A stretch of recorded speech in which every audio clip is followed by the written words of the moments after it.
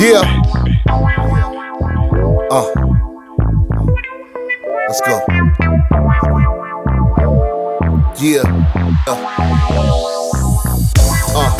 The microphone messiah. Yeah. It's the microphone messiah. And Mr. No Days Off.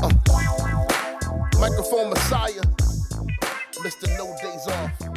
Phil, Brandon. Hey, what's going on, ladies and gentlemen? You already know the name, you know the voice, you know exactly why I'm here. But Microphone Messiah, 25-year-old piece of gold, and the greatest sports recreational podcast in the world today, and probably one of the most important podcasters in the last 10 years. I've only been doing it for 4.5.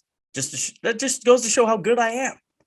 But you know, I never do it alone. My tag team partner, the Jim and my J, the Total Mar, and the Stevie Ray to my Booker T. Ladies and gentlemen, the host of the award-winning Under the Radar host and creator of Curveballs and Chair Shots, the first ever and 13-time Bully Cast champion, the Canadian Destroyer, BT Brandon Tanguma. Brandon, it's Thursday. You know what that means. How you doing? Phillip, I'm doing fantastic. It's Thursday, which means another episode of the Bullicats, but it also means football's back. I'm excited. I know no one cares. Maybe Brian cares a little bit. I know Phillip doesn't care one bit. But I thought soccer was on like year round. The real football. American football. If you want, I was about to say, if you want to get technical, we can talk about real football. But Brian, yes, the host of Within the Ropes, Brian Cook. How you doing, man? Oh man, I'm wonderful. Wonderful. Love it. I love it. I'm doing great, man. I had this delicious chicken. Jesus Christ. What kind of chicken did you have? It's KFC. You know, normally I don't mess with the C. Normally I go to the I's. I go to the I's. And if I'm feeling bold, I'll go to Oakland and go to Church's. I just had Popeyes. Okay. The nuggets, right? No, it was like a 14-piece family meal. Okay. By yourself? Yeah. No. Oh, this is from last night. Okay. I was about to say, Jesus Christ. No, but I mean, you know, they did their thing with the spicy chicken today. You know what? Y'all bow your heads. Bow your heads. I want to thank God for chicken. He didn't have to do it, but he did. Gave him 2 legs, 2 thighs, 2 breasts, 2 legs. You know, you put them in the flour, you salt and pepper, put some Mrs. Dash, the cayenne, throw some Lowry's on there. You know, I believe I can fry. Get my skillet, turn the fire on. I believe I can fry.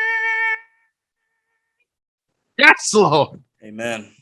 Blesseth. Jesus Christ. Oh, blesseth the chicken. Brandon's looking like, what the hell did I just step into?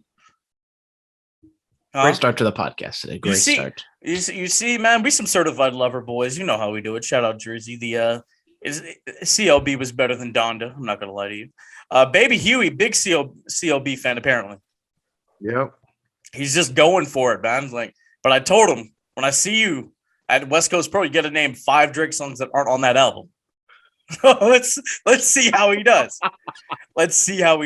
Oh man, a lot of things to talk about today. I interviewed Robert Martyr, the Poisoned Youth. That was a great interview. And the kid's only 20 years old, been doing this since he was 14. Trained by Daniel Garcia, who's been an interesting fixture on AEW television as of late. He'll be wrestling Minoru Suzuki out here in the Bay next month for West Coast. 20 years old. Yeah. Woo. Yeah, 20 years old. Poisoned Youth, South City Stretcher. He's good, man. What did you guys think of the interview? Or did you actually watch it? Let's start there. Great interview. Fantastic stuff. Okay. Tell me some things about him. Besides that, he's 20 years old. He's 20 years old. Besides that, no. He was trained by Daniel Garcia. But besides all the things I just said, tell me something else. It's a 40-minute interview. There's a lot of stuff in there. There's so much stuff. And, you know, it's kind of like those things that when there's like so much goodness, you just can't pick one. Brandon, I know exactly how you feel. You can pick one. Pick something now. Do it now. He loved pro wrestling as a kid. His favorite wrestler growing up was Jeff Hardy. Who's texting me? No, it wasn't. Dang. No. No, he likes Carl Gotch and Fit Finley, you know. I mean, come on. Bro. What's the point? What's the point? What's the point of you being here if you're not going to watch stuff? You have to watch the product. All the products. Brian, did you actually watch this? I booted it up, but then I got a little busy. It's been a busy week, Phillip. A busy week. It's been a busy week. What happened? You know What happened? Daniel. So some Brian people Daniel. sold out and went to the other channel. That's what you mean? Hey, bro, did I tag you in that or did I send you that Twitter rant that one dude went on? Did I send you this? I don't think so. I've been seeing so many rants. Oh, bro. Let I mean, should we just get into that now? Can we talk about that? Talk about these Twitter rants? Jesus Christ. Anyway, the Robert Martyr interview was great. Go check it out. He's a great guy. PWI top 10. Let's rant about that real quick. Who has it up? Brandon, Brian, which one of you has it up? I don't have it up, but I could tell you who the top 10 was, I think, off the top of my head. No, we need I'll get the official list. I'll get the official list. Or, no.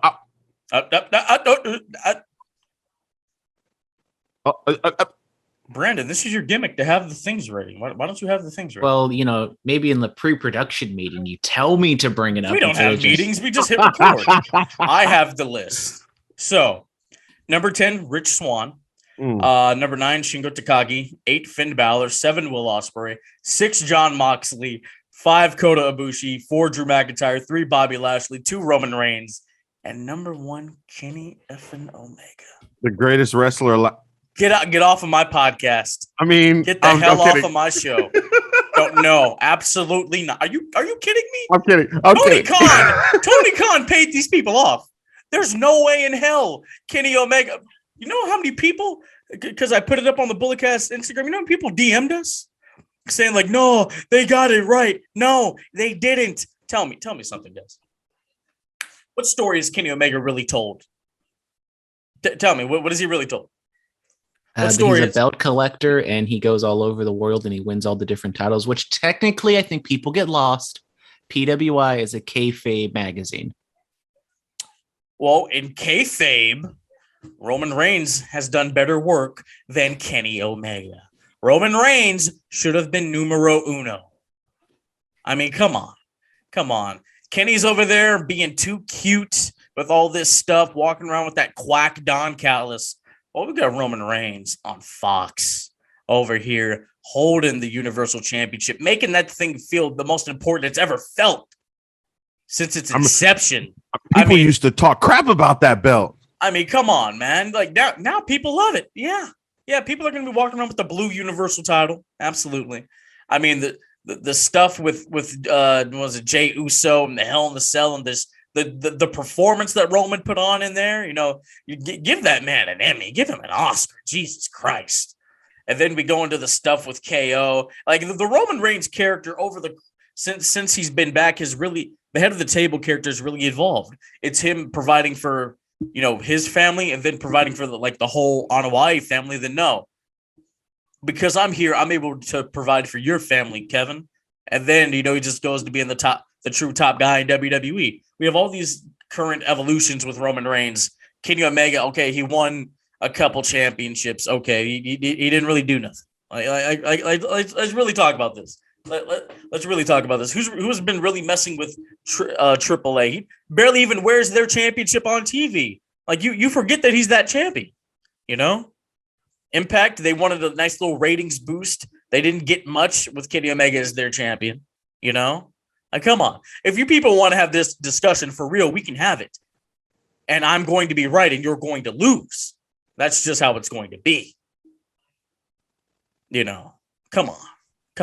Yeah. All you smarks who think you know the business. Think you know.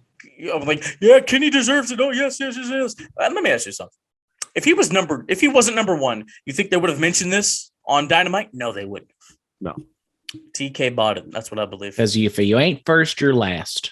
I believe TK wrote another check to secure this spot.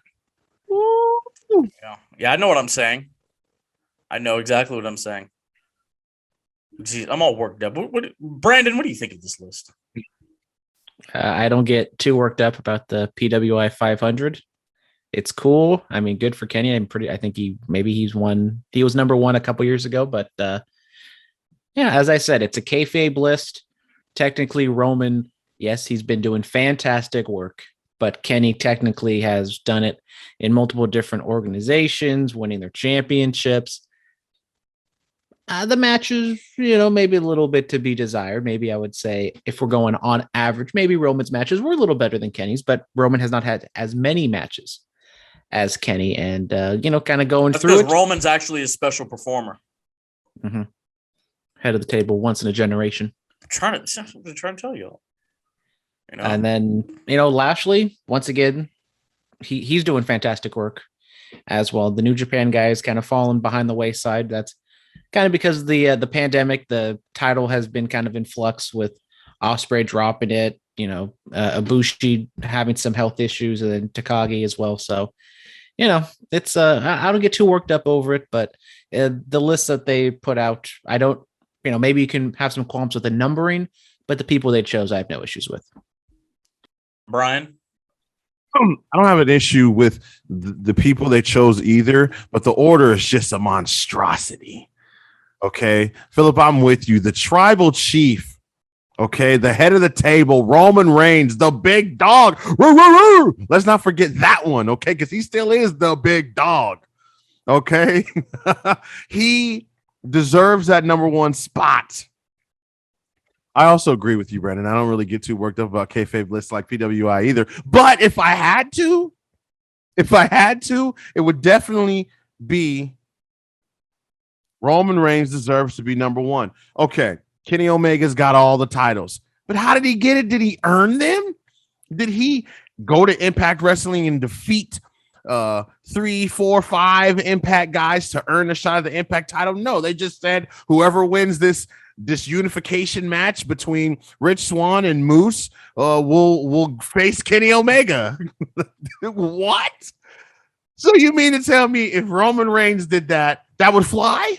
If he just went over to Raw and said, you know what, he's going to fight Bobby Lashley and the winner's going to have both the WWE and the Universal Championship. No, you would have to do NXT because people would really get worked up. Oh, there we go. Okay. NXT. Oh, people would. He would have to do it to Karrion Kross. People would have got really heated. Buried. Oh my God. Roman Reigns just buried the entire NXT brand. Or you want to hurt some do it to Walter, NXT UK. Roman beats him in like 10 minutes. Oh yeah. People would have been heated. Listen, and where's Jey Uso? Where's main event Jay? Main event Jay? Yeah, this list is it's biased. Very biased. We need a recount. Why why do they do a separate list for women? Why can't they all be on one list? Sexist. Yeah. You're telling me Bianca couldn't be in the top 5? She couldn't be in the top 5? Are you kidding me? Come on, bro. I got to get it together. We've been talking for like 15, 20 minutes. It's probably the greatest podcast we've ever done already. Absolutely. Come on. We can't be here all day, though. We have a lot of other things to talk about. Phillip, if you're already worked up, is it too late for me to tell you that Donda's better than Certified Lover Boy? What did you just say? Yikes. What did you just say? Oh, hell no. You want me to bust a cap in your ass, don't you? What? Really? You like the Donda chant, don't you? I do, too. It's kind of demonic. Donda. That's what you're there for? I mean, that's signifies what? Her last breaths, her last beats. So, I mean, there's some meaning behind Were those her last words? She repeated her name? I said her last breath / beats of her heart before she passed away. Okay, I'm just trying to get clarification. The Donda album actually has, I think, some meaning behind it. Now, as Certified Lover Boy don't got meaning. I mean, it's just kind of Drake, just being like, woe is me in his feelings. He has a song called No Friends in the Industry, but yet every single feature on this album outperforms Drake. Whoa.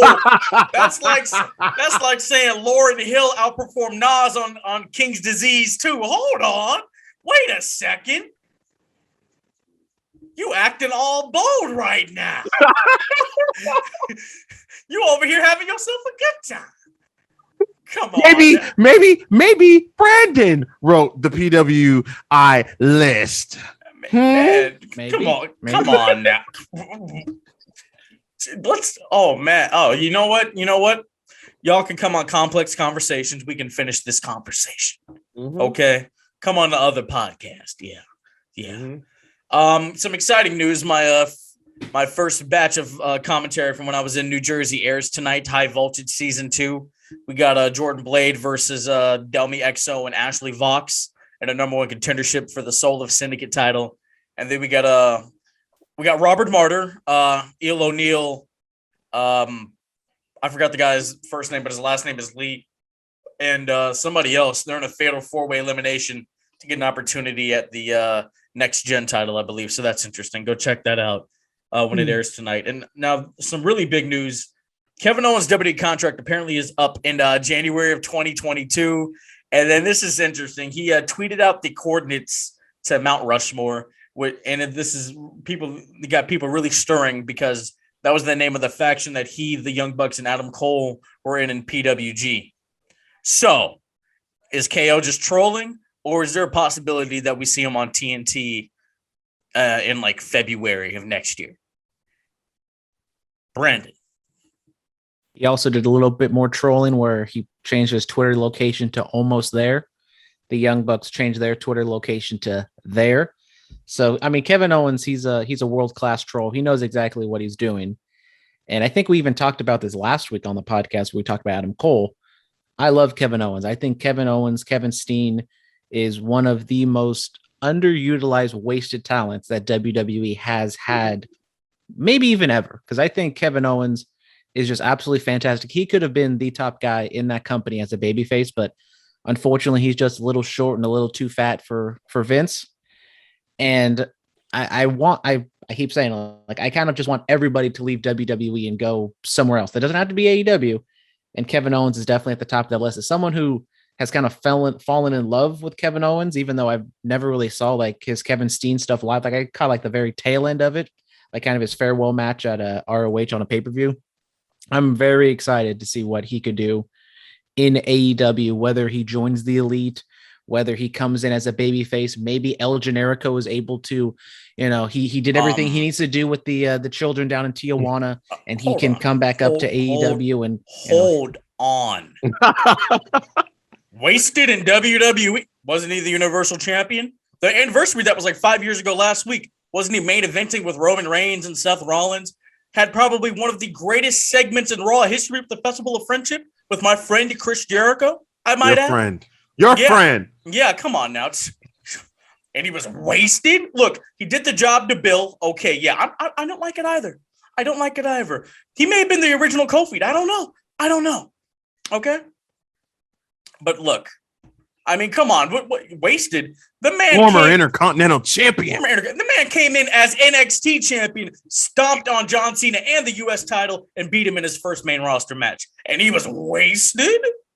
Wasted? Well, I mean, the face of America as the United States champion? Come on.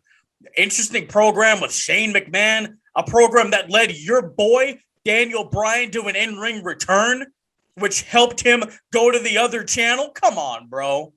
Come on. What's Kevin Owens done in like the last 2-3 years? He's been doing commentary. The KO show's great. He just had a three match feud with Roman Reigns. He lost because he's not as good as the head of the table. We have to admit that. Mm-hmm. But look, come on, man. He's been doing some stuff. What pay-per-view was that? Kevin Owens and Roman Reigns when they had the spot backstage and with the cart. It's Royal Rumble. That was this year, yeah. Come on, man. Come on. Woo! Come on. Paul Heyman couldn't unlock Roman's handcuffs. He did. He unlocked them. What do you mean? And after they got like a second set, and after he counted. Mm-hmm. Right. Yeah. Look, hey, accidents happen. The referee passed out. He was incompetent. I don't know what happened. Yeah. Mm-hmm. Yeah.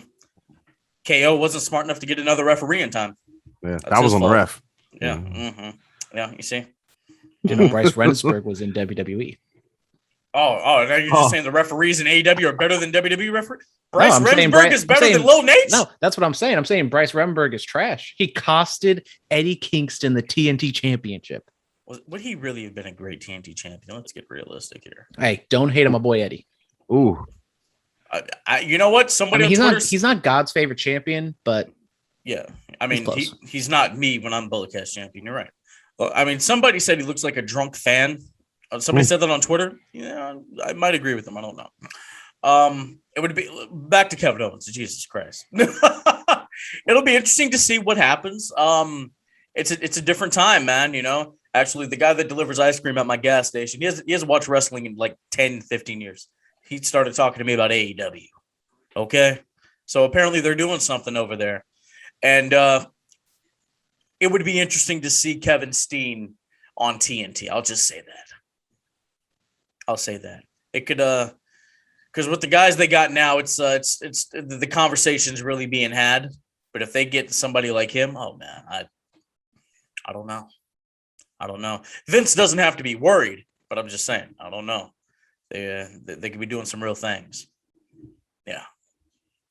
Tell him go. What? Go ahead. I feel like it should be a penalty to be making hints about joining the competition. Okay, when you're they need to get fined. They need to get fined. Fined. Lots of money. Yeah, to the point where you're gonna need that contract from Tony Khan. You need to get fined 50,000. Yeah. Playing games like that. Don't be doing that. That's tampering. I totally agree. That's tampering. It is tampering. Jesus. God, you know, playing these games? We're not doing that. Look, I think Kevin Owens, he's at a point in his career in WWE where it's like, all right, where else can I go? I mean, he could win the WWE Championship, obviously main event WrestleMania someday. But that's the problem. That's my problem, I guess, with guys who come over from the indies, right? They have such a small window. They have so much that they've done over in the indies. By the time they get to WWE, they're like super like late in their career. They've been there. They've been wrestling for 15 years and I'm not saying that they're impatient, but their patience runs low because they've been wrestling for so long and they're not going to wait 10 years to main event WrestleMania. That's just not going to happen. Right. So maybe they should have went to OVW like Randy Orton and become one of the greatest of all time. Just saying. Right. Just saying. He stepped in there and he was like, 19? He's 41 now? 14 world titles? Could have been you, Kevin. Could have been you. I mean, look, I feel like Kevin Owens, if he leaves now, cool. Because I don't necessarily see a WrestleMania in his future at this point. A main event status WrestleMania, not in the near future. Now, I mean, if he wants to stay, then yeah. I mean, listen, here's another thing. Wait, can I see your face, Phillip? Now, listen, tell me if I'm wrong. Listen, loyalty in situations like this get you rewarded. If you're impatient and if you're bitching on the internet, right? Yeah, and dropping hints, dropping hints and doing all these things, you're not going to get rewarded. It's just not going to happen. Right? Come on, man. And it's kind of like, oh, so you do feel like what everybody on the internet has been saying and felt about you and your career and thing. Oh, so the first opportunity you get, you're going to leave and go to AEW. All right. Cool. Sami Zayn, WWE champion. Let's do it. Yeah, you can sit at home for the remainder of your contract, Kevin.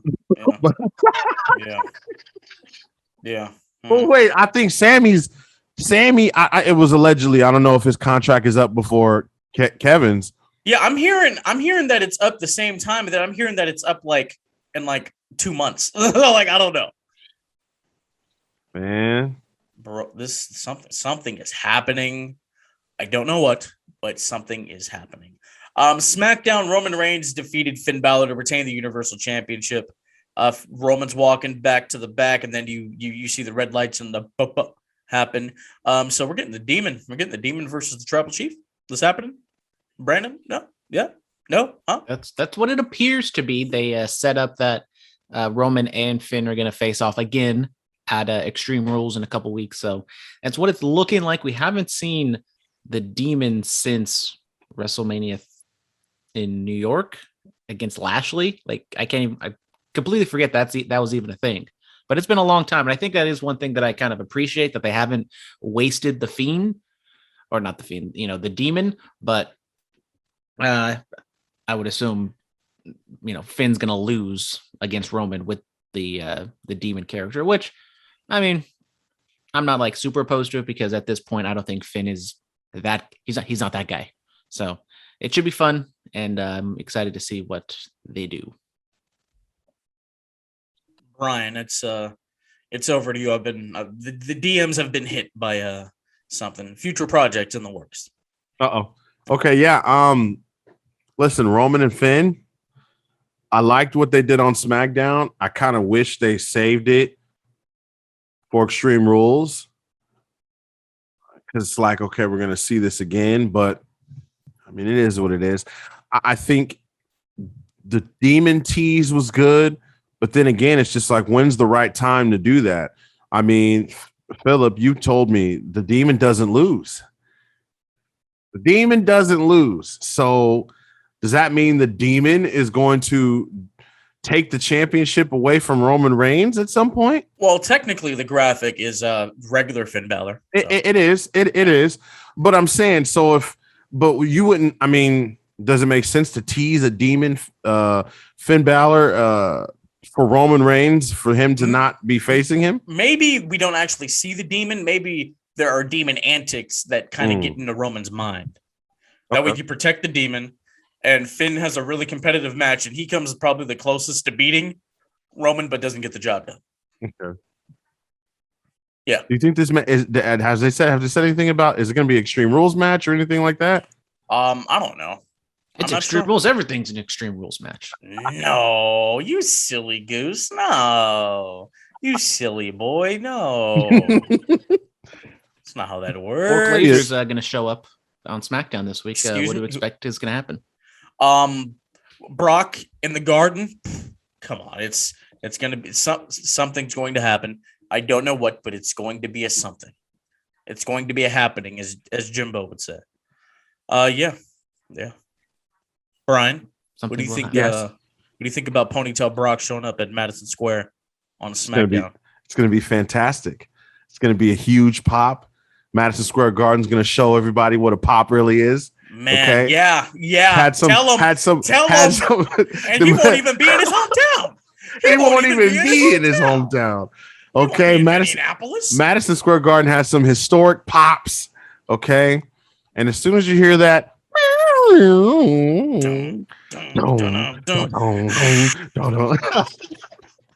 Madison Square Garden has held Brandon's favorite triple threat match, and the pop for that was amazing. Yeah, it might be Brandon's favorite match overall, because he loves triple threat matches. Love them. Can't get enough. I'm Chris waiting Benoit, for Shawn Michaels, and Triple H. Whoa! You mean Triple H versus Shawn Michaels versus Pegasus Kid? Yes, for the world title. Yes, Pegasus Kid. Then he was embraced by the late great Latino Heat. That's Viva right. la Raza. Yes, that's right. Let's go to outside of the ring. Triple H, he suffered a cardiac event last week, and he had surgeries, recovering nicely. Get well soon, Trips. We love you. We need you. I've always wanted to truly learn how to play the game, and I need you here so that you can teach me. Yes, that's right.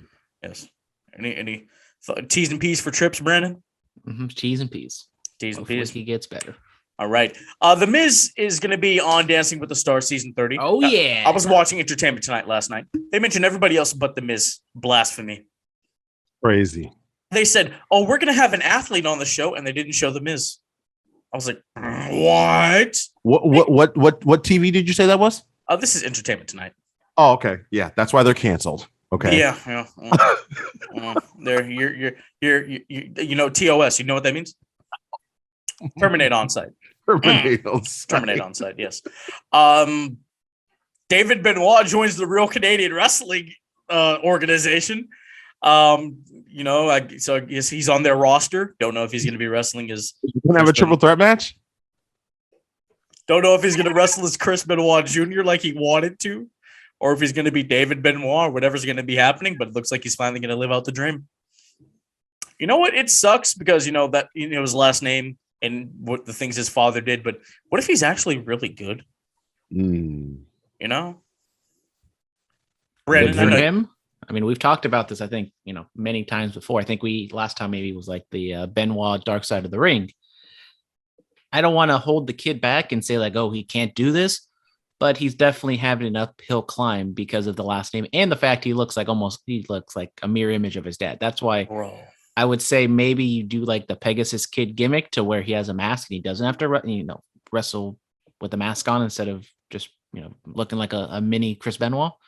But if he wants to do it and people are willing to pay and promote him, then good for them. I'm telling you, man, like when I was at StarCast and I saw him, like it was kind of eerie. It was like, whoa. You know what I mean? Did you see him? Did you get a glimpse of him? I did not see him, but I've seen him. He walked like right past me when I was at one of the meet and greets. I'm like, oh my God. Jesus. Oh. He's tall? Yeah, he's about like 5'10", like 5'11". But yeah, I'm telling you, man, like it was kind of weird. It's very weird. Brian, tell us about this day in wrestling. This day in wrestling. WWF Championship Wrestling 1985. What happened? Huh? What happened? You asking me? I thought you was going, I'm alley-oop and you. Oh, no, you're supposed to tell us everything. Oh, Just play. The main thing that happened is the Reggie Parks Intercontinental Championship design. The one that is really famous. That Macho Man fought Randy for at WrestleMania 3. Yeah, like that design was debuted on this episode, so that's what it's really famous for. Nothing else really happened. Okay. Well, Phil, tell us about Primetime Wrestling in 1991. Ric Flair in his WWE return, because he actually had a debut match in like 76, I believe. He shows up with Bobby the Brain Heenan and the Big Gold Championship. Yes. Yeah. Okay.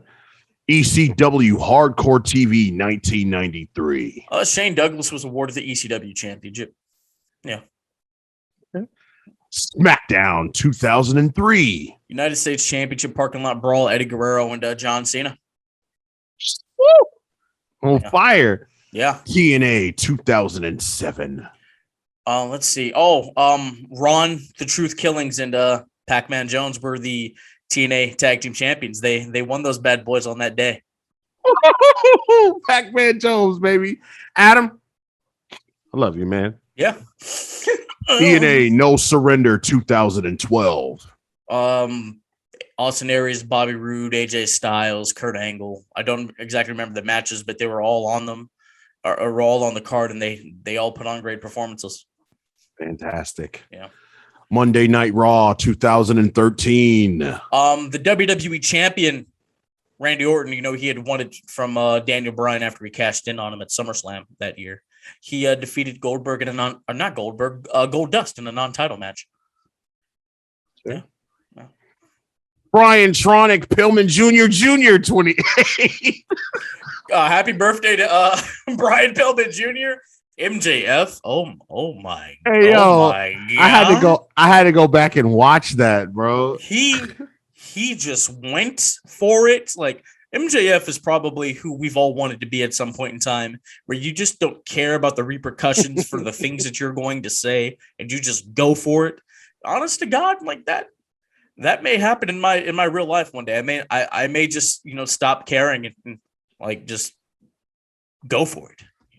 Rip the city of Cincinnati for no reason. Not the nasty natty.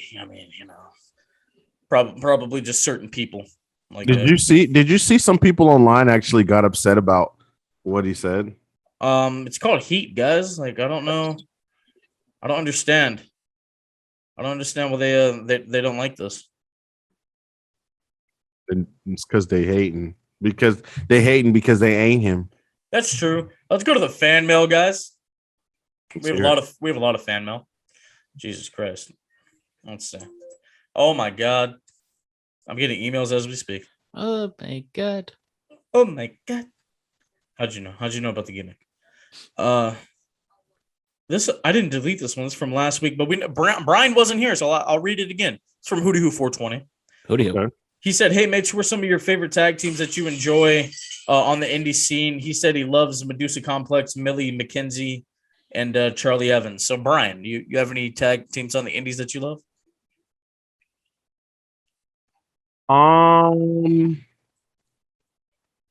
No, you know what? Not yet. Not Okay. yet. But I hope to have a favorite indie tag team After Friday night? after Friday night. Yes, All right. absolutely. He's gonna fall in love with Reno Scum. Yeah, like you did.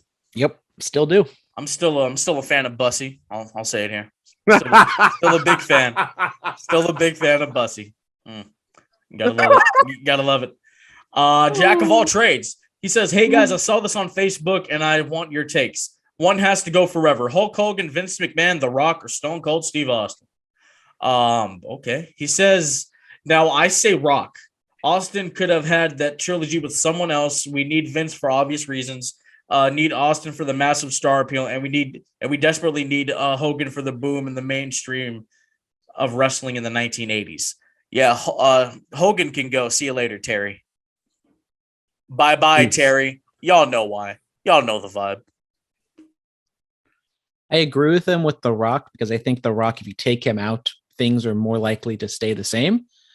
But for chaotic reasons, I would like to pluck out Vince just to see what would happen. I still think somebody would be the national promotion and, be the quote unquote WWE today, maybe not as big, but I would like to just see what would happen if Vince didn't do what he did in the early 80s. So you do realize if we don't have Vince, there's no WrestleMania.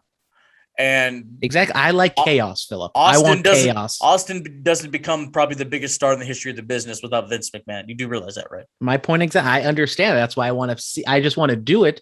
I want to go into the alternate timeline, a little what if action. No, shout out Marvel. Great series. If we have to get rid of a promoter, we can get rid of Tony Khan. Whoa! Oh my God! Already? Oh man!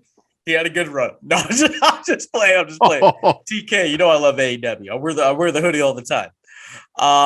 Brian, what about you, man? Hogan, Vince, Rock, or Austin? Hogan for obvious reasons, but I think I kind of agree with The Rock. Okay, well, I mean, why are you guys getting rid of The Rock? Like, think about who would have the catchphrases? Who would truly are you? If there was no Rock, maybe CM Punk would stick around because maybe it'd be him and Cena at WrestleMania 29. Ooh. That's like a little butterfly effect that who knows what would happen. Yikes! It's true. That is very true. But you said no Vince, so Austin doesn't become a big star, and we probably don't get the parallels with CM Punk, and he probably doesn't even make it to whatever the company would be. AWA would have taken off. No, Hogan. I mean, they did have Hogan. Hogan could have been that guy for the AWA. Who knows? They already ran kind of across the country. They would be. Why didn't you pick Hogan? I thought you were with us. I said I like chaos. So. I mean, think about it. We get rid of Hogan. We get rid of Terry. Macho Man becomes the guy. And there are rumors that he was like half black. Like there are rumors that his mother was African American. So, Macho Man, I'm pretty sure he's one of us. You feel me? Yeah. Dig it. Yeah. Give me some of the potato salad. I want the macaroni and cheese corner slice. Yeah. Come on. I love it. What else we got here? Hootie Who 420. Hootie Who. You gotta always do the gimmick. Mates All Out was one of the best pay-per-views I've ever seen in my life. So much emotions and special moments. The Punk in ring return, the debuts of Adam Cole, Bebe, and Brian effing Danielson. That's still a stupid name. What a bloody great night. We talked about All Out. Go check it out in the Bulletcast Archives pay-per-view recaps on YouTube. Go check it out. Alfie Lewis. Oh, this is a CLB fan mail. Okay, yeah. Brandon. All right. I know Phillip is a massive Drake fan. What's your favorite song off of Drizzy's new album? I personally really like He likes what Fair Tease featuring Travis Scott and TSU. Travis Scott having another baby. Congratulations, bud. TSU is cool. I mean, I probably like what is it? The Remorse. I think I really like that one here. Let me look at the album so I can get It's all about Way Too Sexy. I mean, let me look at this so I can get a full. Let me see here. Let me see. Let's Get Along Better, but Ty Dolla $ign. I do like that one. That one. I'd probably have to say, if I had to pick them in order, my top three. You Only Live Twice with Lil Wayne and Rick Ross. Rick Ross did his thing on that track. Come on. Show some respect to Lil Wayne too, Phillip. No, I'll give it to him there. You disrespected Lil Wayne on this podcast before. I can't let you do it again. I mean, I stand by the things I said. Even though you love Drake, but yet you hate Lil Wayne. I don't understand. He's had a couple good bars. If it wasn't for Lil Wayne, there would be no Drake, Phillip. I mean, he's had recognize. He's had a couple good bars. Let's be real. Come on. Like I said, the lasagna line is probably one of the most iconic rap lines of all time, Phillip. I mean, come on. Are you serious? Are you calling Lil Wayne the greatest rapper of all time? I mean, we're coming up on the 25th anniversary of Pac's death. No, don't you dare! Don't you dare! How dare you? Like I've always said this: if Pac, Eazy-E, and Biggie were still alive, Lil Wayne would have been empty in the grease traps at McDonald's. You feel me? Yeah. Back to this. You Only Live Twice, The Remorse, and then I Miss You Too with Kid Cudi. I think those are my ones. Yeah. The Club Paradise album doesn't get enough that one doesn't get enough credit, honestly. If we're talking about Drake stuff. There's some nice cuts in there. 4 p.m. in Calabasas, love it. Brian, do you have any off this Certified Lover Boy album? Because this episode is Certified Lover Boys. Fair Trade and Get Along Better are probably the only two songs that I can play back over and over and over and over. I didn't really like this album that much. I thought it was gonna, because we didn't know what Drake we were gonna get. But when Brian says it's okay. But when I say it's World War III. So wait. Wait.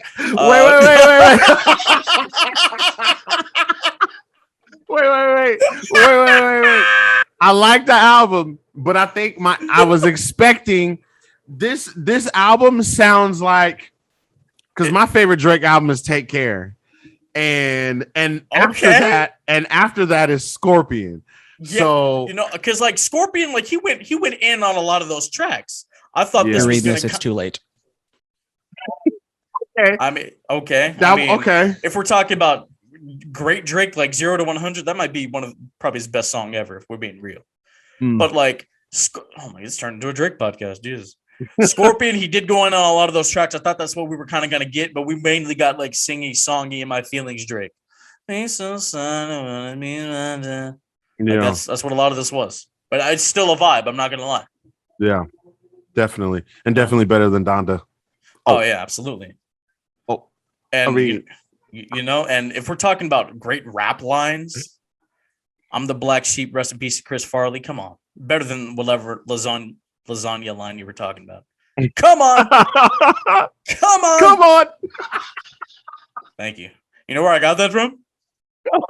I got that from The Miz, dude. I used to watch Swerved when it was on the network, and he would always do that. I'm like, I love it.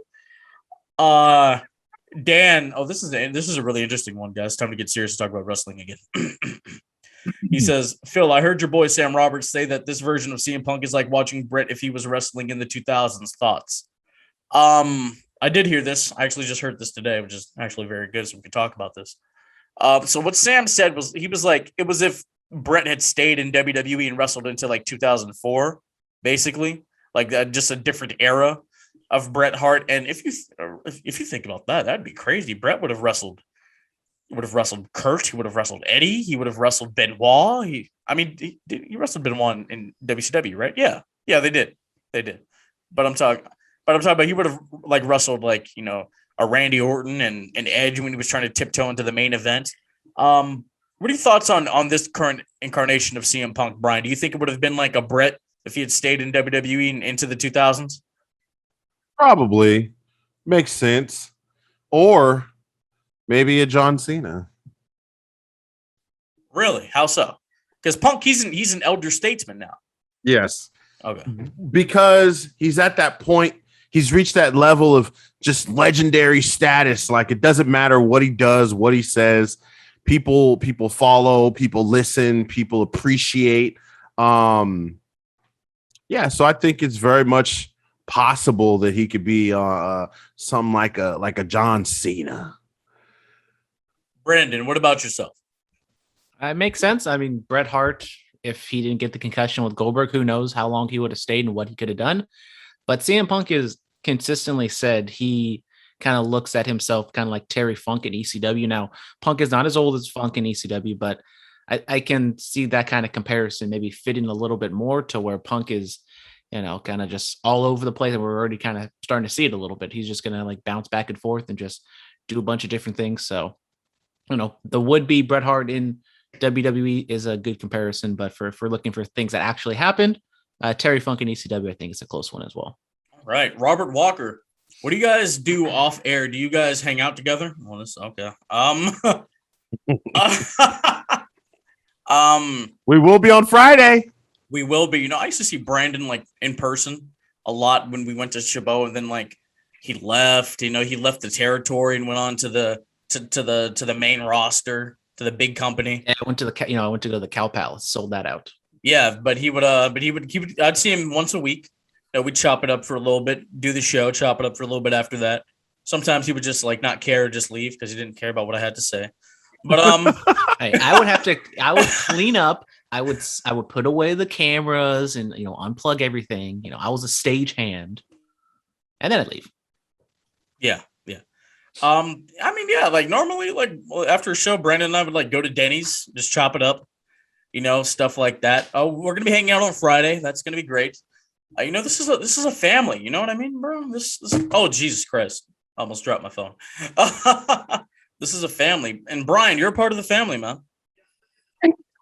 What is this? This is better than the other thing you were doing, right? Yep, I'd have to say so myself. I mean, what is it? What is it Conan used to say when he was in NWO? Was it Somos Unos Vatos Locos Forever? Yeah, there we go. There it is. Hey, órale, así. Yeah. Hey, you know what? We're going to take a picture together, and that's going to be the caption. Boom. It's done. That's what I'm talking about. It is done. All right, let's take a new picture for the header. I'd shave. Yeah, I look shave. Presentable. I was looking a little rough. All right, let's go over to the. Oh my God, that's not the right DM. Mr. X, he was there. He was at Mr. Dynamite. X was there. Yes. So Instagram. Here we go. First of all, I want to send my best wishes and hopes for a speedy recovery to Papa Trips on his emergency heart procedure. Absolutely. Are they bringing back the demon to fill in spooky void left by Bray? I think Alexa Bliss is still filling in that spooky void. Wouldn't you guys say? Mm-hmm. Yeah, I mean, it's almost October, and isn't Extreme Rules like the horror show? So we need to have Fin be all scary. Yeah, absolutely, 100%. He also says, okay, as for my experience at Dynamite last night, my voice is still a little raspy, mainly because of cheering for Mox and also for yelling very bad words at MJF before Dynamite started. They filmed matches for Dark with Eddie Kingston on commentary. Got to see Jade and Nyla in their own matches for that. Then Dynamite ended by then they filmed Rampage with the entire show ending just after 11 p.m. Won't spoil the match between Andrade and Pac, but I will say this. It's good. Oh, he did the Booker T with the T at the end. That's what I'm talking about. Boy. Might be seeing Booker T this weekend. We don't know. Also, Dynamite or Dante Martin is amazing in person. All in a great night. Moxley, he just keeps going. Moxley and Brian Pillman Jr. ended the night and sent everyone home happy. I'll post the video for that on Saturday. Can't wait to do it again. Also want to mention I totally marked out saying Sting live. I love Sting as a kid and Crow Sting as a teenager. Amazing to see him in person for the first time. You guys were both at WrestleMania out here, so you've seen Sting. Yeah. I saw him at a Raw in Dallas. Met Sting at the Starcast. Oh, how is that? How is Sting? I've asked you before, but I forgot. He was fine. I think it was in a like a morning one. Yeah. So he was a little grumpy, especially because you got to put the full gimmick on. So I could tell. It wasn't me, but Dominic met him and he forgot to sign something, and I think he kind of got a little angry at the people because they didn't give him a pen or something. Oh, okay. I met Sting at a WWE 2K15 signing. How was that? It was actually great. He was really nice. They had the whole like symphony playing outside of GameStop downtown, and he came out of the limo and made his way into GameStop, and I took a picture with him, and I told him, I was like, you're my idol. He was on my cake when I was how old was I? I think I was 11, 20? 10 or 11. No, not 20. He was 25. he was on my cake. Listen, I used to have dreams when I was a little kid. No, don't look like that. I used to have dreams when I was younger Of Sting playing beach volleyball with Lex Luger and Vader and whoever else. No, I used to have dreams that I used to go to school because there was this girl I used to like when I was younger at school. So I used to have dreams that I had the whole Sting gimmick, and like I wasn't talking, and people would be like, yo, what's wrong with Brian? And I used to stand on the roof of the portables at school and point at everybody with my bat. Bro, hey, he dressed up as Sting for Halloween and climbed up on the portables and did this for real. This isn't a dream. What are you doing? So in the dream, did you get the girl? Did she think you were mysterious and weird? I hear chicks dig. She thought I was weird, but I didn't get the girl. Oh damn! You ever have any? Let's talk. You ever had any weird wrestling dreams, Brandon? Yes, no. Weird wrestling dreams. I'll be honest, I cannot remember my dreams to like save the life of me. So Phillip, if you have something, you can say it. No, I can't think of anything, man. I really can't. That's it. That's interesting. I like that.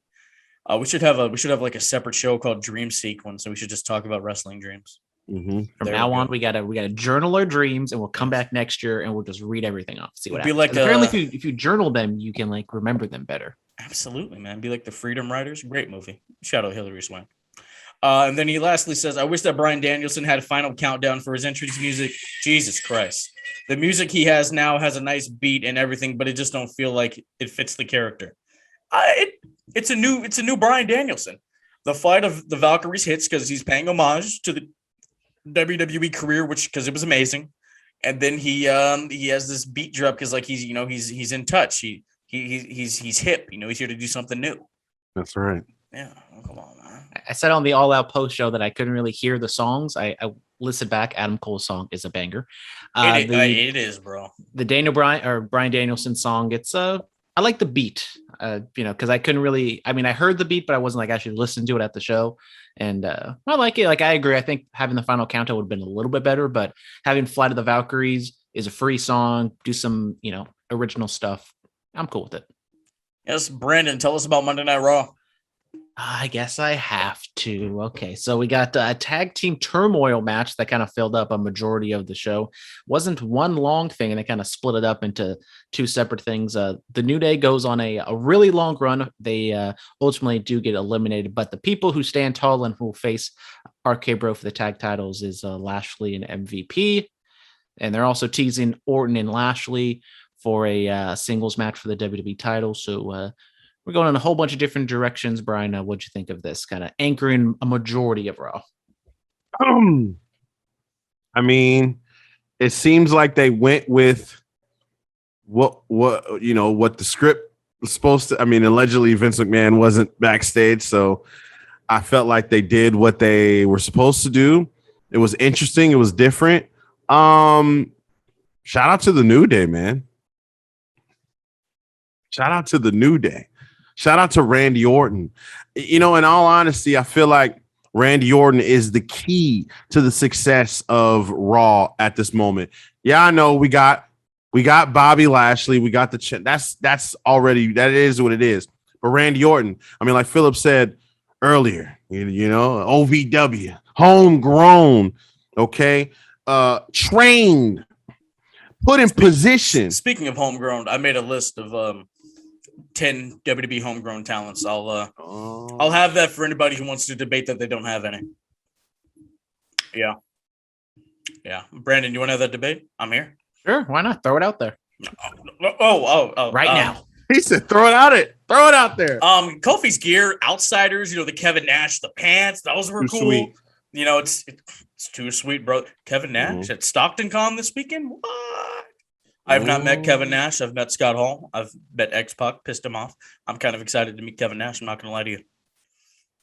What'd you do to X-Pac? You were standing right next to me when this happened in the Cow Palace. I asked him for the drop. He did not look happy. I remember. Where's the Will Ospreay drop? That's one of the best drops of all time. I stopped playing the drops, and I probably never play the Will Ospreay.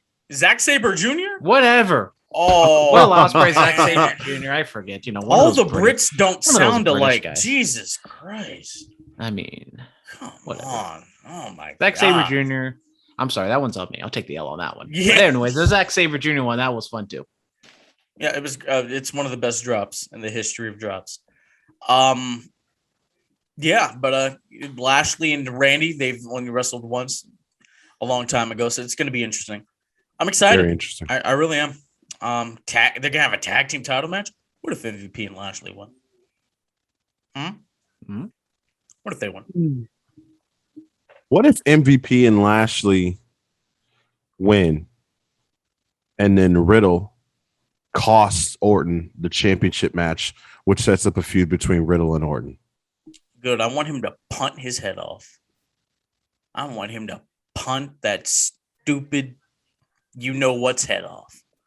Yeah. I mean, Riddle's out here saying that RK Bro is selling more T-shirts than the head of the table, so you think they probably want to keep it together because Riddle wouldn't lie, right? Hey, yo. If he ever wrestles Roman, I hope Roman squashes him like faster than Becky squashed Bianca. Superman punch, done. Go home. You know what I mean? Yeah. Over. Yeah. I mean, is he really a draw? Come on.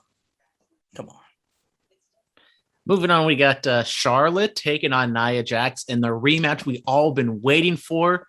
Yes. For the Raw Women's Championship. Charlotte does get the win here. Very awkward beginning. I think they try to, recreate what happened last week, do like the shoot style. Charlotte out here telling everyone to suck it and to kiss her ass and stuff like that. But in the end, Charlotte does get the win after, I think, like an awkward 10 minutes. Brian, your girl won, retains the championship. From the Queen City, in one of the most gorgeous looking natural selections off the top. I don't know if it was the middle or the top. I forgot. But listen, Charlotte Flair, she's GOAT. She's GOAT, and she's not playing around. I will say this: natural selection better than the Stone Cold Stunner. I said it. Yeah, I know what I just said. He left. Natural selection. I mean, come on. I mean, Austin didn't win 12 world championships. He won six. He won half. Come on. Like Jesus Christ. We ain't playing. And his reigns weren't that long. Was David Arquette a longer reigning champion than Steve Austin? Do we know? Do we have stats? Can we get some stats? I don't have the stats in front of me, but I think I can safely say no. Stone Cold had a longer reign than Dave Arquette. Okay. But yeah, natural selection. Off a distraction. Love to see it. I mean, just love the distraction finishes on Raw. I mean, really great stuff. Hey, this is going to be great. Set up Shayna and Nia. You know what I mean? We had to do this distraction finish so that we could set up something not bigger than the title. Nothing's bigger than the Queen. No. But we're setting up a breakup of Shayna and Nia finally. And then Alexa's coming. Alexa's coming to play. She's coming to play. You know how I feel about this? I feel about this the way I felt when I saw Steve come back to Blue's Clues and tell us how much he's proud of us. Phillip, I can't. Don't start with me. Did you see the picture I start. posted? Did you see the picture I posted of me Yes. crying, bro? That's how we all felt. He said he was proud of us, bro. Mm-hmm. Oh damn, I love it. I love it. I'll keep it together.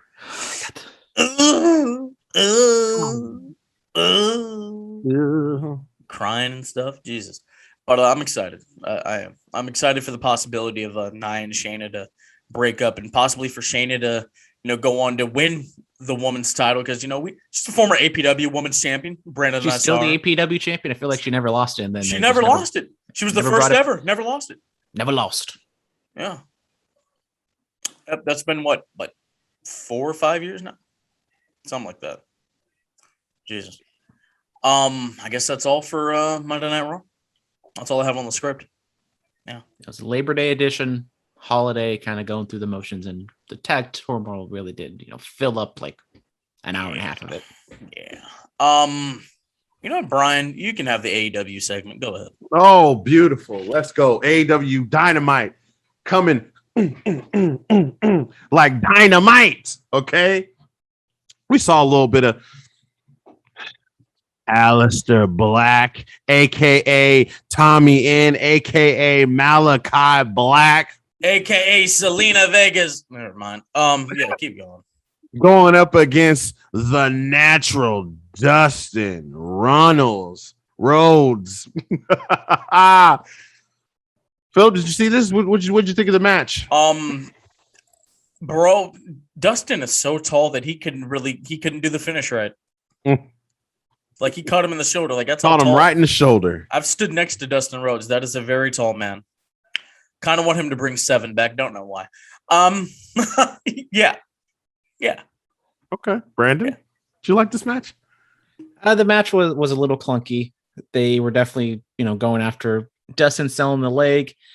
In the finish, was not very good. The kick was nowhere close to his head. At least they did have the turnbuckle spot beforehand, so you can kind of, have a believable finish. But overall, I thought this match didn't exactly live up to the expectations. But we're going to get Malachi and Cody at Arthur Ashe in 2 weeks.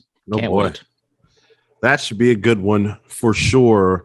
Next up, we got CM Punk cutting one of those good Welcome to Dynamite promos after Dynamite had already started. And this is why I said CM Punk felt a little John Cena-ish to me. He was out there pumping the crowd up. You ready to see Daniel Bryanson? Huh? You like what I did there? You ready to see Adam Cole? John Moxley? You ready to see John, that crazy ass John Moxley? Yeah.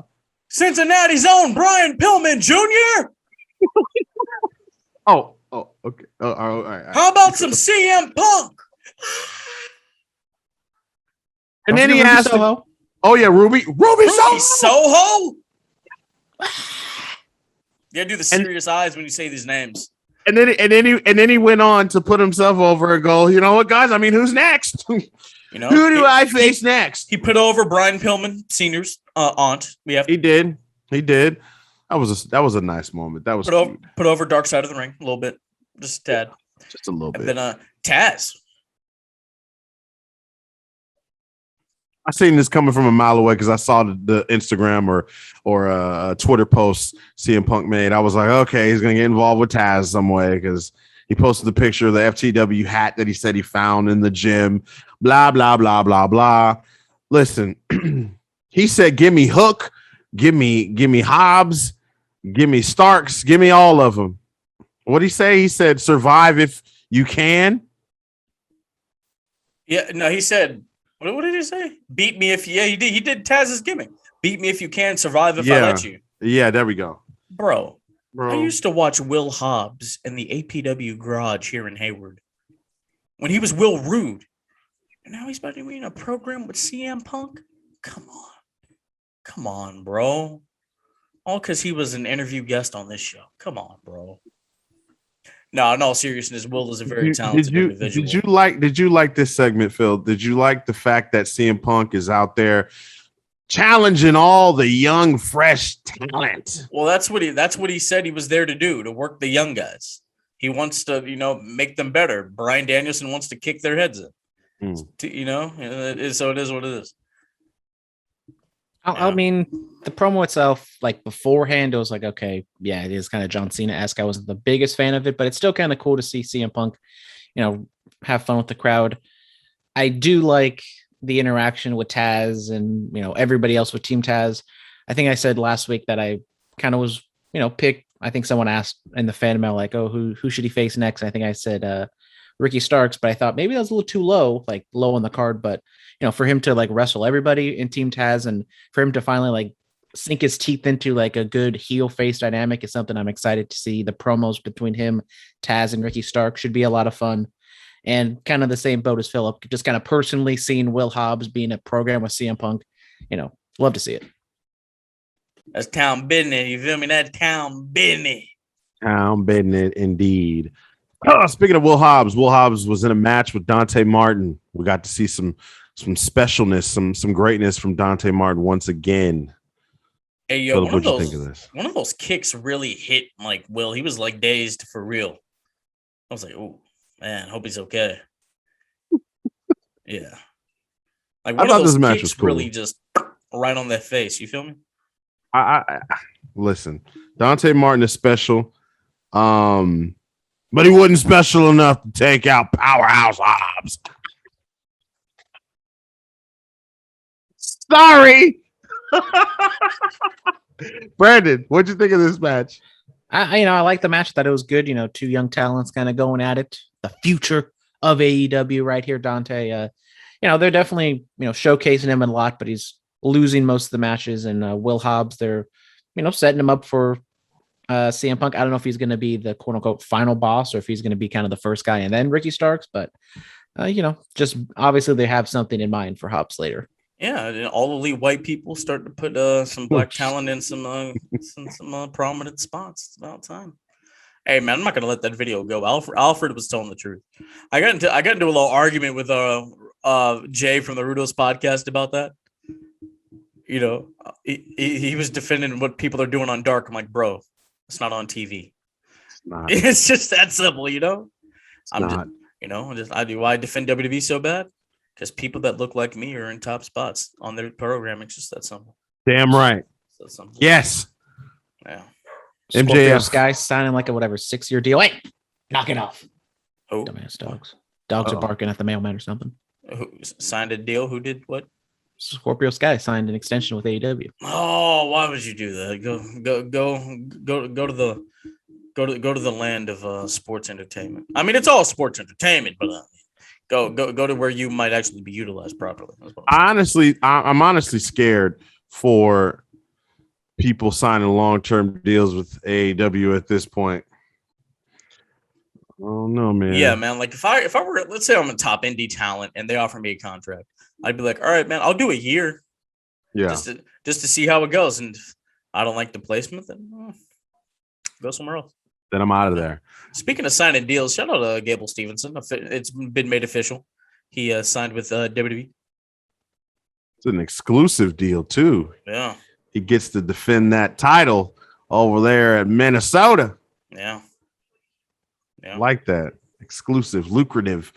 Pretty sure he got a couple of bucks. You know what I mean? Ironclad. That's the legal term. I used to go to law school. Oh, okay. Cool. My bad. MJF cut a promo. One that a lot of people didn't necessarily like. Seen a lot of people on Twitter saying he's going too far. Way too far. Brandon, what'd you think of this promo? I loved it. I mean, I always like MJF just going way over the top. As long as he, kind of clears it or kind of, gives people a heads up a little bit beforehand, I don't really care. If he talked to Brian Pillman and, his family beforehand, just like, look, I'm going to, hit these spots. I'm going to really, not hold back. Then that's fine. And I what do you mean? What? I mean, he called Brian Pillman's mom a meth head. When he said methany, I was like, oh, damn. I'm talking about it beforehand. What do you mean, bro?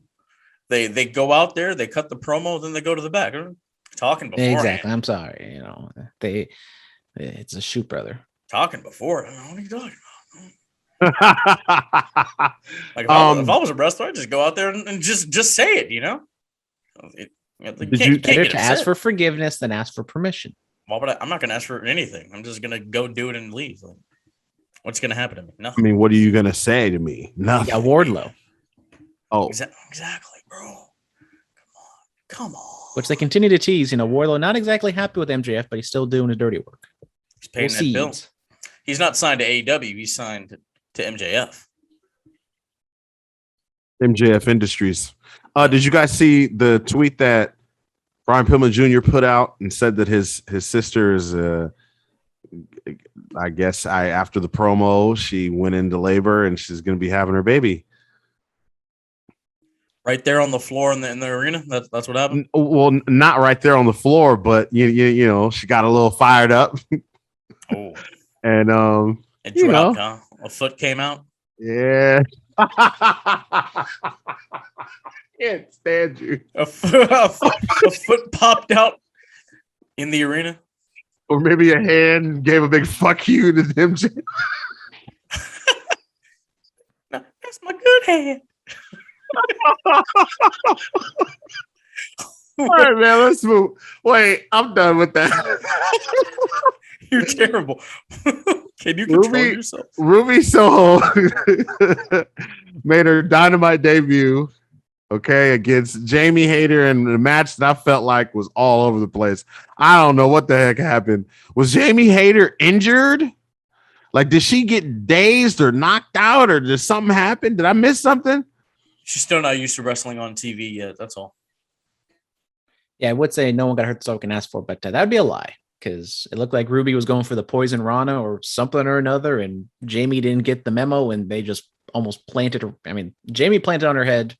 Ruby almost broke her neck. Yeah. It was not good. Come on, bro. On WWE, we get shoots with the women and they go right back on script and everything's great. Over there, botchamania.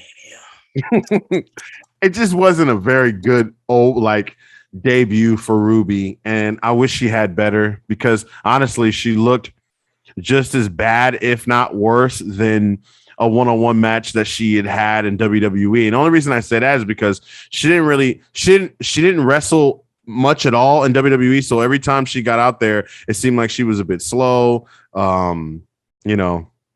Making little mistakes here and there. So I felt like that was the case here with Jamie. She really didn't wrestle that much in WWE, huh? Yeah, I'm not like super sold on Ruby on how big of a star she can be, but people like her. I mean, I enjoy her. I think she has a decent look. And we went to TLC in San Jose. I think it was her and Natalia had like a tables match or some sort of match, and it was like surprisingly good. So that kind of gives me hope that if Ruby is continuously on TV and with some good talent, that she can do good stuff. I mean, yeah, she was in there with a heart. Of course, it was going to be good. Yeah, I mean, Jamie Hayter is not Natalia. We'll say that. No. Hot take. Is Jamie Hayter? She's still with the homie Carl? Do we know? Who's Carl? Carl Fredericks. Carl's Jr.? Friend of the show. Friend of the show, Carl Fredericks. Do we have confirmation? I didn't even know they were together, so you're asking the wrong person. I should ask Baby Huey. That's right. Oh, that's you. Yeah. The Elite. Baby. The NWO, baby. Well, this felt like 97. You don't want to be the NWO because they ultimately ruined the WCW. So. What you're telling me is the Elite's going to ruin AEW? And Vince is going to buy them out, and then a lot of the big stars won't go over, and a lot of the big carders will go over, be a part of an invasion angle again. That's what you're telling me. Let me tell you what this was. This Elite segment with Adam Cole, and Kenny Omega and the Bucks, and then Daniel Bryan coming out. And I'm sorry, excuse me, wrestling fans. No, you had it right. That's his name. Okay, Daniel Bryan. Daniel Bryan coming out, and it just felt like an NWO moment. Daniel Bryan's your Lex Luger. We're going to eventually get Hogan, Kenny Omega versus Lex Luger, Daniel Bryan. I mean, look, Hogan Sting at Starrcade 97 wasn't that great. You sure you want to do Lex Luger? Because I think that's hot Hangman garbage. Page is up in the rafters, just looking, being all sulky with a beer in his hand. Oh God. Yes, Hangman is Sting. Hangman is Sting because see, Brian's gonna get it for a little bit, but then he's gonna drop it back to Hogan. Hogan Omega, Hulk Omega. Oh! So he's Hogan with the tendencies too. Oh, I really don't like him now. Oh, see, a lot of people thought you just made it worse. You just made it worse. You can't defend this. You can't defend a lot this. of people thought Hogan Omega. A lot of it. This is Kenny Bolea. Listen, a lot of people thought it was Harley Race, Triple H. It was Harley Race. No, bro, that was Show The Nuff mustache? from The Last Dragon. That's what that was. Who's the man? Show Nuff. Yeah. Brandon, what'd you think of this segment? I thought it was maybe a little more of a retread of what happened at the end of All Out, but everyone's over. Everyone loves Adam Cole, baby. Everyone loves Bryan Danielson, and they really did like lean heavy. I thought they're gonna go more towards like the tag match, like the 8-man, but they're leaning into Bryan versus Omega, which I am excited to see what they do. But I still want to see Hangman be the one to ultimately beat Omega. I don't want to see Bryan hold it for a cup of coffee, give it back to Kenny, and then Page wins it. So I'm a little wonder. I kind of wonder what they're doing. Maybe they're teasing it and then they're going to pull back. Couple things. Is Kenny walking around with a replica title? That doesn't look like the one Jericho had. It looks different. Yeah. Oh, I got to take a good look at it. Yeah, like look at comparisons. You'll see the difference. I like how Adam Cole didn't bury the company that he used to work for. Take notes, everybody else. Yeah. Thought that was great. Didn't he say something? Didn't he say like this is like I'm here and it's best for business? He said something that was like a little cheeky, but it wasn't like too bad. No, he just said he's been elite everywhere he's gone or something like that. And then he did say something. No, he said no chance in hell. That's what he said. Huh. Get it. I get it. Shout out Daniel Bryan. Just he's good. I love him. I love Daniel Bryan. I'm a fan. Daniel Bryan and Adam Cole looked like it's funny, Brandon. You said it was like what'd you call it? Like a retread of All Out. Yes, and because they were wearing the exact same thing almost. Adam Cole had on black shoes though this time. You got to pack light. Yeah. It was cool. We actually got to see Bryan put what I call him, Hulk Omega in the. Is it the Yes Lock? I don't even know what kind of lock it is anymore. It'll be the LaBelle Lock, I believe. LaBelle Lock. Okay. Yeah. I don't know what it's called anymore, but yeah, it was a whatever segment. I don't really care for much for it. I'm just ready to see some action. The main event was trash. Moxley versus Minoru Suzuki. We had a lot of people upset about They didn't let the crowd sing Kaze Nina, right? It is an atrocity. If I'm Mr. X and I'm there in attendance at Cincinnati, I am excited to do the gimmick, and they didn't even do it. They cut it off. You let Moxley, everyone do the song and dance for him, but for Minoru Suzuki, you serious, bro? They barely can sing Jericho's theme song. You really think they're gonna sing that?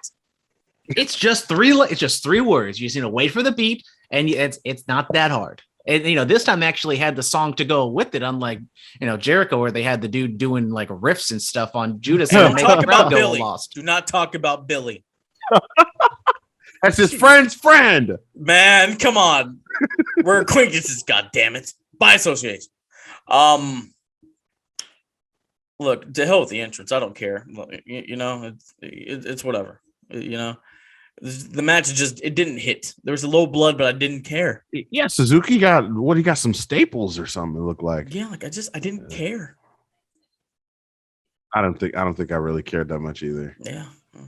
Well, I enjoyed it. I thought it was fun. It was kind of short and they did rush. I think they were a little late for time, which is why they probably cut the entrance. But I enjoyed it. Not like it wasn't what they did in New Japan by any means, but it was quick, fast, and I think it did make it better that they were in Cincinnati. And I did like the kind of ending where Moxley just kind of went around the crowd and everyone's cheering for him, which was kind of wondering, like, why didn't you just add more time to the match or the entrance? But overall, I enjoyed it more than you guys did. Yeah, Mr. X was on TV. He was.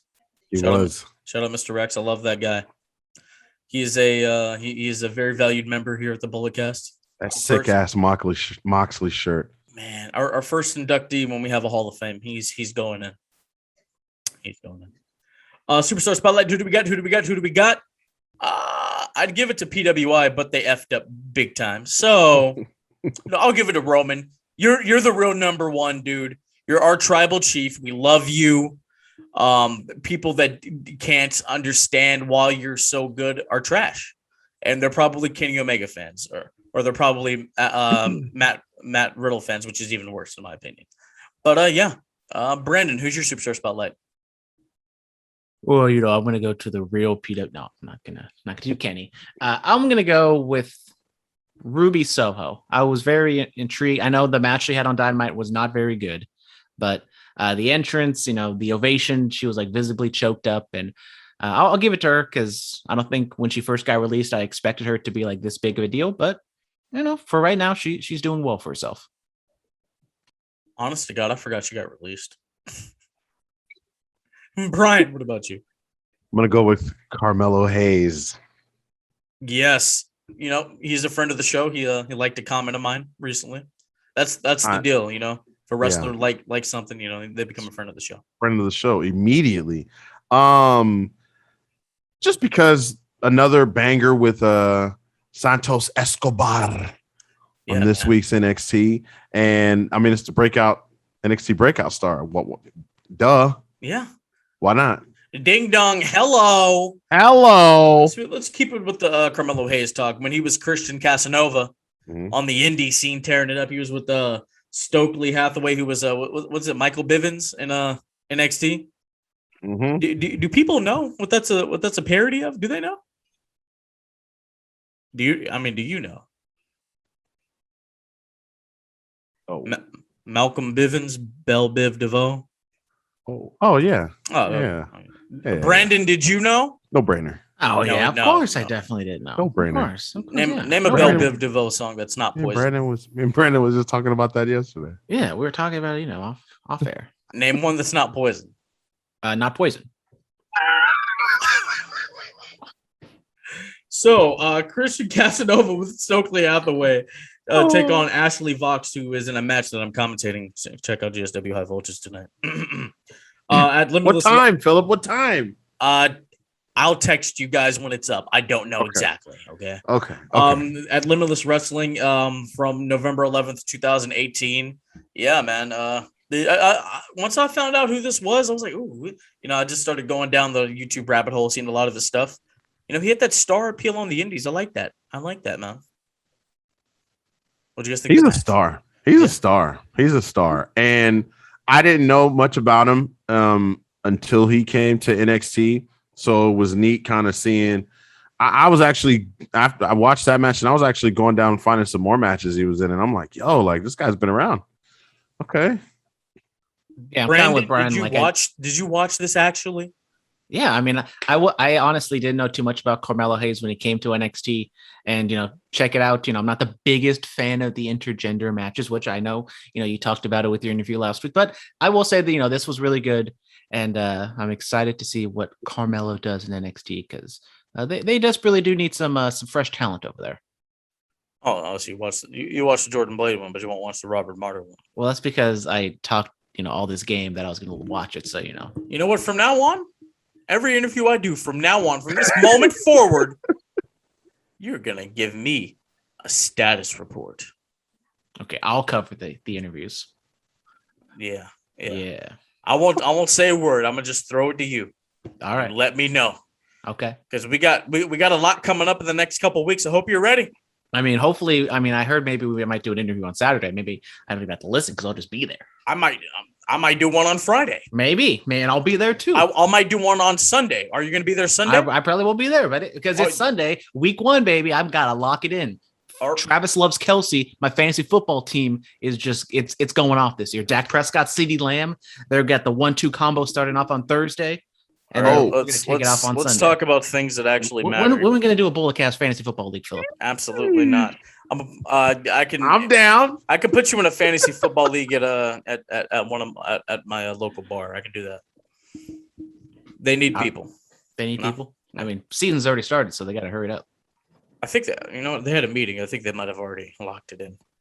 I hear Dave Dutra's looking for people for like a fantasy wrestling league. I might do that. Brian, do you have a match pick of the week? Or no, a promo pick of the week. I'm sorry. Promo pick of the week. Yes. March 30th, 1998. What is this? Triple H Who? introduces the newest member of D-Generation X, X-Pac. X-Pac. You know what's funny? When Huey was rebranding In the Click, he basically played that whole first episode without Jimbo off of that promo. He basically did it word for word in the opener. I had to look to my family. I had to look to my blood. I had to look to the click. I was like, Okay. oh! Okay. Yeah, we recorded that in person when COVID was very hot. Jesus Christ. You don't even have to. I mean, I'm sure everybody here has seen that promo. It's good, man. It changed the game. X-Pac.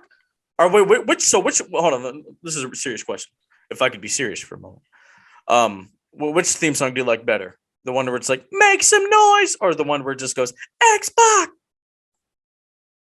I'm gonna go X-Pac. I'm gonna go X-Pac too. Brandon. It's all Good about one. the X-Pac A-Train one. That's the best one of all time. Okay. Thoughts on the promo pick? No. Yes. I like that. It's an iconic promo post WrestleMania, and It's iconic. And I don't think X-Pac leaving to WWF gets talked about enough, because not only it is a positive for WWF, but it was a negative for WCW, because Nash and Hall said that once Bischoff effed over Sean Waltman, they were like, you know what, we're just not going to try anymore, and that just kind of led to the downfall of WCW. Back when he was 6-Pac? What you know about 6, bro? Mm-hmm. Oh, man. All right, guys. Very busy weekend in the Bay Area or in NorCal. So Friday night, West Coast Pro Bulletcast will be in full effect. Brandon, Brian, and myself. A lot of great stuff's going to be happening. Hammerstone, AJ Gray, Calvin Tankman, who I'm super excited to see and finally meet. Trey Miguel from Impact Wrestling. Myron Reed. He's the light heavyweight champion in MLW. Fatu hasn't been announced, but I think he's on the card. Steven Tresario, a lot of good stuff. Stockton Khan, Jerry the King Lawler, Hall, Nash, X-Pac, Booker T, Lisa Marie Varon, who was the Victoria in WWE, or Tara in TNA, and a lot of other just pop culture fixtures and actors and illustrators. Everybody's going to be there. West Coast Design is going to be at Stockton Con. East Bay Pro, world's freshest tag team, are wrestling for their tag titles. The Fatu brothers will be in action. And Ugwa, this Sunday at the Ritz, you have Big Ugly versus Dark Sheik in a blood feud. You have another blood feud in Tony Vargas going up against Big Baby Powder in a death match. And I'm going to be on the call for some stuff. So, yeah, man, I will be at all of these shows all weekend. You will see me. Come up, say hi. We can chop it up about the business. You can tell me how much you love Kenny Omega and Matt Riddle. I'll tell you how wrong you are. Yeah, it's going to be a great time. Busy weekend for us, boys. It's my first indie show. I'm excited for you, man. There's nothing like it. There's truly nothing like it, especially the stateroom and the venue. And it's a happening. Make sure you have cash, because I hear the tacos are fire. Sheesh. Are the tacos? Brandon's had the tacos. Are they Much fire? better than the Lodi Con tacos. I didn't even have them. Just off the smell, I can concur this is a fact. Now, Brandon, let me ask you: are these tacos or are they tacos? They're tacos. My mom said tacos. All right, that's gonna do it for us. We went pretty long today, but we had a lot of fun, man. One of the most entertaining episodes we've ever done, hands down. All right, guys, stay clean, stay strong, stay safe. You know the deal. You know where to follow us. You know where to find us. Diamonds are forever. So is the Microphone Messiah. Have a good weekend, everybody. Phil, Brandon, what's good, y'all? Let's go. Bullet Cast host. Look, this is the time for us to be great on podcasts. Let you know this is the time and how the vibe lasts. This is the feeling of time and when we on it. You know we got no time for no opponent, just the feeling. This is the time of the greats on everything that we say. You know we about getting paid. Every opinion of wrestling. You know we got